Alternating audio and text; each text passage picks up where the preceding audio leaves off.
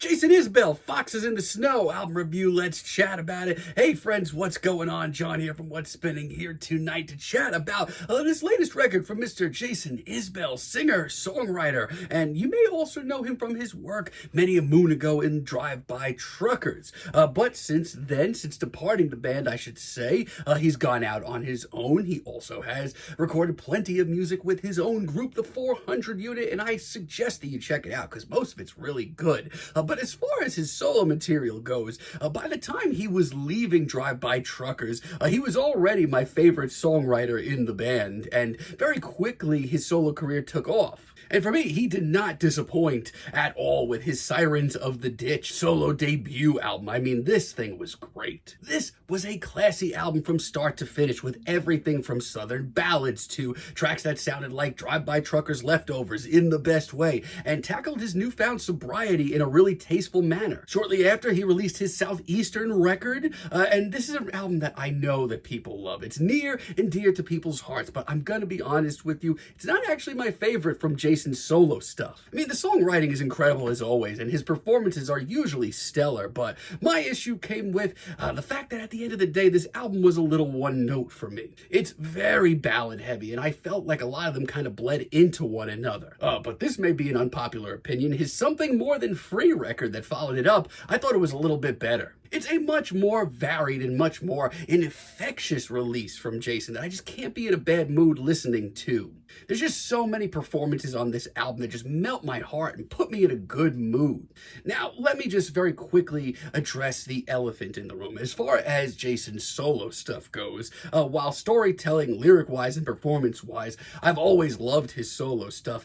Personally, I've always been a little bit more interested in his work with the 400 Unit. Now, leading up to this record, I'm going to be real with y'all. Most of the singles he dropped from this thing just kind of flew right past me and didn't stop me in my tracks. And I did have a lot of reservations leading up to this thing. However, while I did have some slight reservations, I'm going to be real with you, they were wrong. I actually think that this is one of Jason's better solo releases without the 400 Unit. Bury Me kicks this record off, one of the singles, and of the two that dropped, this is by far the better one. I mean, I don't know what it is, but hearing Jason's vocals just pop in, very smoky, very soulful over this very still atmosphere, it's pretty chilling. The hushed ambiance, the strummed guitars, it's so simple but done so well. And Jason, he's a storyteller. He's always been one. That's what I've admired about him. He wastes no time on this track diving into some very visual lyrics. As far as that goes, that's nothing new. Jason hasn't slowed down at all. But I will say this, hearing this outside of a single sense and within this album, it makes it hit a lot harder. Because get ready, folks, this is a very, very intimate, very personal record with Jason. Makes you want to just, I don't know, grab a glass of whiskey, sit by the fire, and just relax outside and just listen to what Jason has to say. But while tracks like Bury Me are very good, I think what makes this album shine is honestly the deep cuts, like Ride to Roberts. I mean, God, this track is immaculate. It may be the best cut here. I love the fluttering guitars and just how lyrically intense this track gets. Jason locks in, good Lord, there's just such a sense of adventure on this track. Youth as well, and a free spirit to boot. Honestly, it comes off a lot like a late days Jason Isbell Drive-By Truckers track or an early days Jason Isbell solo track in the best way. It's awesome. And it may just be my favorite cut here. Eileen is really good too. Now, I will say, and I should say this before moving on, this is a very hushed, very quiet album. This is far from his work with the 400 Unit. It is a very intimate one-on-one listen. And a lot of the times you are just sitting with Jason and his guitar and that's it. But it's in moments like this that his passion turns on, and boy does it ever. On tracks like this, he absolutely bleeds emotion. I mean, the hook on this thing, you can just hear the hurt in so many of these cuts, especially when Jason is spinning his yarns. I mean, I personally get lost in cuts like this, and I look to tracks like this to say that Jason Isbell is one of this generation's best storytellers. Really love Gravelweed as well. There's a little more drama on this track. And speaking of drama, I mean, I should also point out that this is the first Jason Isbell recording that he has released since divorcing from longtime partner Amanda Shires. And a lot of this album touches down on that and his feelings around that, as well as his sobriety. And it gives this album a hell of an emotional backbone to stand on, and it shines on tracks tracks like this. And because this album is so incredibly intimate, a lot of this record comes off almost like a therapy session with Jason just pouring his heart out to us. Hell, sometimes on these cuts he sounds like he's seconds away from breaking down emotionally. But for me, a guy who's always appreciated the 400 unit Jason Isbell material just a little bit more, I could very easily see this becoming one of my favorite solo records of his. And Don't Be Tough is just so sweet and likable overall. This one shows Jason going down a lengthy list of life lessons to tell a loved one. Some of them I feel like are things that people should hear growing up, or even when you're an adult. There are also some life lessons on this track that are a little cheesy, a little corny, maybe could have been left out. But it's done with so much genuine love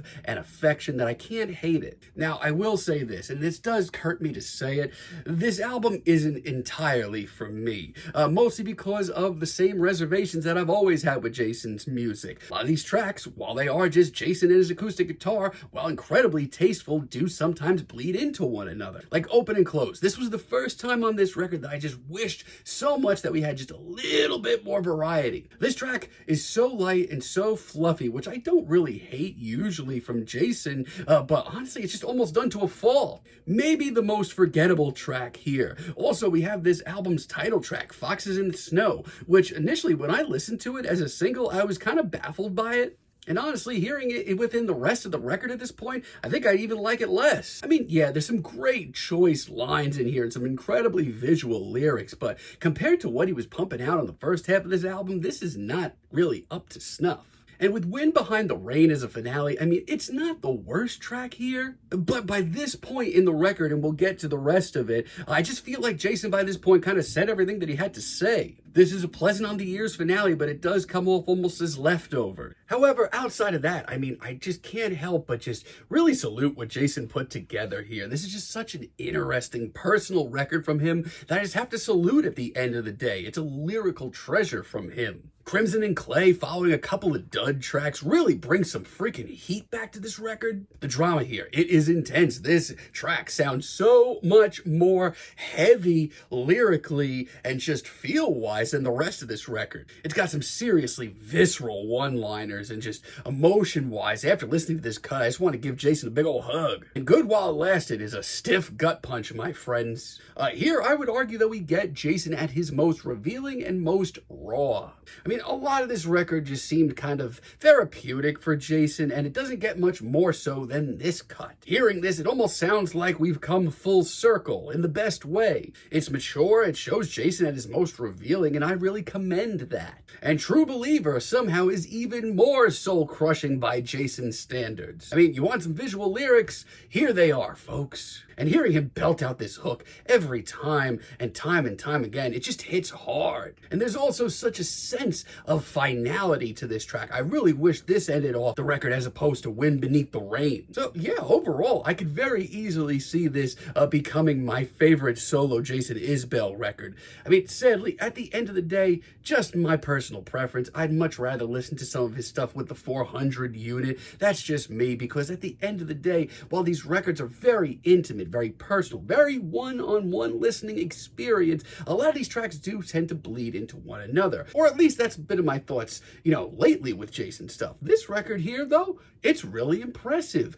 He does a great job of, bringing in different themes from track to track and just giving things a different feel. The atmosphere of this record's really impressive, too. And just, honestly, I commend the man for being as revealing as he did on this record, and I salute it. I'm feeling a very strong 7 on this album, but let me know what you all think down below. If you like the video, be sure to give us a like, give us a subscribe, and let me know down below what you would like for me to chat about in the future. And until next time, have a great day, friends.